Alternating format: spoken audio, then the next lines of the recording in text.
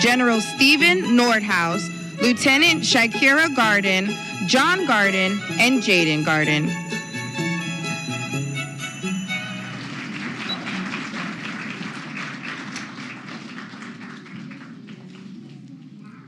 Hello, everybody. How's everybody doing today? Isn't it a great day? First, I would like to thank the First Lady, Dr. Biden. Thank you so much for having military members, the National Guard here today, this morning. What an incredible event for us. And also to Joining Forces, thank you so much for all that you do for military families and for National Guard and everyone around the country. And thanks to all of our National Guard families for making the travel and the trip in from across the 50 states, 3 territories in the District of Columbia. We also want to remember Bo Biden and his family. Bo is a Delaware National Guardsman. And as you know, the National Guard is an incredible and elite force, ready always to fight our nation's wars or to defend or respond within the homeland.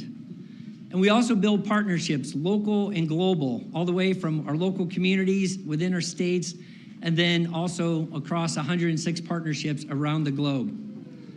But we know it can't be done without our people, and our family members really help support our service members, both our soldiers and our airmen, as they do the mission. As we talk about, we recruit airmen and soldiers, we retain families. Our families are critical to everything that we do, so we can't thank you enough for that. 2,600 communities across the United States our Guardsmen live in, and sometimes our family members are at a school or work within a community where they're the only military families there. And so the support from the First Lady and Joining Forces and from all the different communities out there, we thank you for that.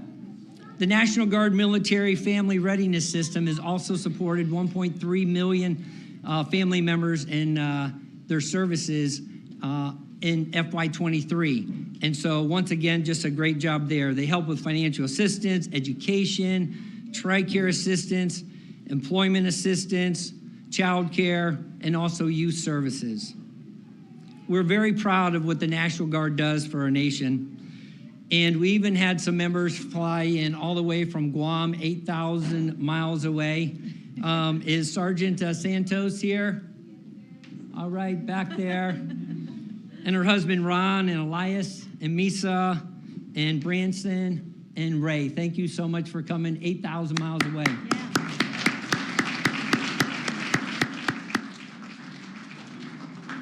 Today we have 147 members from the National Guard here, coming from 36 states, territories in the District of Columbia. And so once again, we want to thank the First Lady for bringing us here today and for Joining Forces. And without further ado, I would like to introduce the next speaker, coming from the Delaware National Guard, First Lieutenant Shakira Garden. 12 years of service. She's the commander for their Public Affairs Detachment, and she'll deploy next year over to Kosovo. And I know she's very excited about the trip, and we're excited for you too. She's also a professor of criminal justice at the University of Salem Community College, and she is here accompanied by her husband, John, who does amazing things also to help folks with disabilities, both mobile and within their homes, and then their 3-year-old son, Jaden.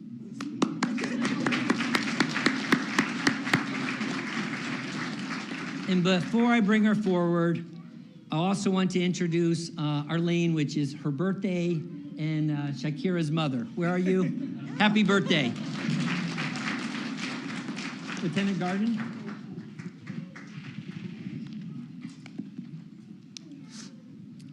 Thank you, sir.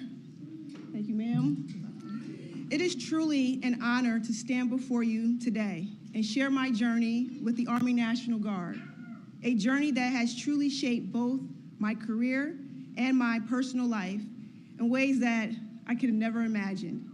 My journey began when I was trying to figure out my career path after graduating from undergrad and starting graduate school. I learned about joining the Army National Guard, which afforded me the opportunity to serve my country, community, gain skills that serve my served me in many ways, right? From leadership, discipline, and confidence. And it also provided me support for higher education goals that I set. With this opportunity, I found myself seeking a new challenge, something that would push me to grow and honor the legacy of my family, while also carving out my own path. My family has served in the U.S. Army for 4 generations, but always in an active duty and enlisted capacity. I wanted to continue that legacy, but in a way that was meaningful to me. And that's when I decided to join the Army National Guard and later become an officer. The National Guard offered me the flexibility to balance my civilian career and passions while still giving me pride and satisfaction of serving my community and my country. The Guard offers me a unique flexibility to serve when activated, whether it's during honor guard detail, because a service member unfortunately has passed away, and providing families with closure and honoring the commitment of our fallen service members, responding to hurricanes, COVID missions, or being activated for a deployment. One thing that stands out for me about the National Guard is the emphasis of family. They make sure that our families are involved and included in the process. My family and I have had the pleasure of participating in numerous events that the Delaware National Guard has created, such as holiday farm visits, pumpkin patch outings, movie nights, and summer family days at the local water park.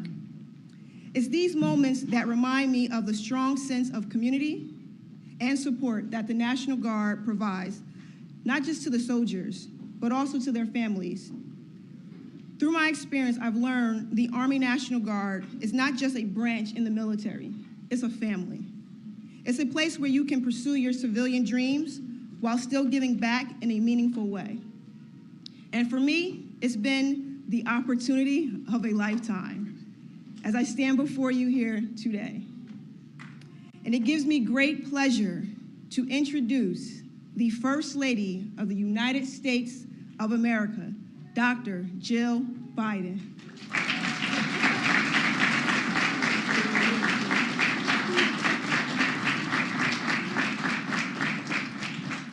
Thank you. So you kids, honestly, you've all been so great. You want to come on, you all got dressed up, you all look so great. You want to come up on the stage so people can see you?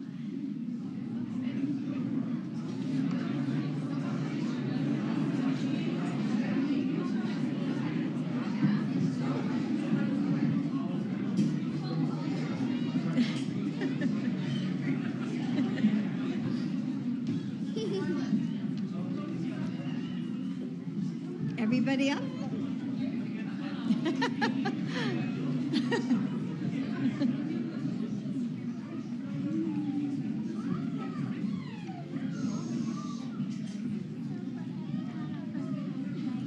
Wow, you guys look great. Lots of kids here. Come on. Okay. See, I know from my grandkids and my kids that you serve too. So thank you for your service, all of you. So it's great to be here today with a fellow community college professor and a Delawarean. Lieutenant Garden, thank you for sharing your story and for adding a new link to the chain of your family's military legacy. And I'm so grateful to you, John and Jaden, for your family's service. And General Nordhaus, you are guided by a deep sense of purpose. Thank you for your decades of service to our country and for this new chapter, as you will make the Guard stronger and more resilient. And I'm also grateful to Major General Wendy Wenke, SEA John Raines, and his spouse Karen for their record of service and leadership. So the Bidens are a Guard family, and our son Bo was a major in the Delaware Army National Guard. So we understand what makes Guard life different. You don't live on bases, and one day you'll be in a uniform, and the next you'll be running a small business or practicing law or teaching at a community college. You live and work and worship among civilians. And through your service, you become the beating heart of all of your communities. But I know that that life isn't easy. It asks you to balance the demands of a career and the responsibilities of stepping up for our country, to spend time away from your family, sometimes at a moment's notice, to put your lives on the line to answer the call of duty. The day after Joe's inauguration in 2021, I took baskets of chocolate chip cookies to our National Guard troops who had kept us all safe on that important day. It was a small act, but it was full of a Guard's mom's love and gratitude. And National Guard families are always in my heart. And as First Lady, I've made the National Guard families and all the military families a priority. And over the past 4 years, through our initiative to support military families called Joining Forces, I've been making sure that National Guard kids have the support they need in schools and that spouses have the careers opportunities that they deserve, both the physical and mental health of our service members. I began my time as First Lady by thanking National Guard members, and I remain grateful for your service and for sharing your stories and hopes, all of it with me. And I've been so proud to work arm in arm, together to make this life a little easier for fellow Guard families. Now, this is a special time of year as we transform this house for the holidays. Did all you guys like it? Yeah. And one of the privileges I have as First Lady is deciding who will be the first to experience the magic of the season here at the White House. And every year, I've asked to share it with the National Guard families. So today, I hope that you found delight in everything from the gingerbread house. Did you all see it over there? You didn't see it? You'll have to take a look. It's pretty cool. To the carousel. You saw the carousel, right, where we had our pictures taken. And in the Blue Room, and, everything in all the rooms in the holiday season. And I hope that you will find peace in the flow of holiday season, peace in your purpose, and strength in your community. May God bless you and your families. Happy holidays, National Guard. Thank you.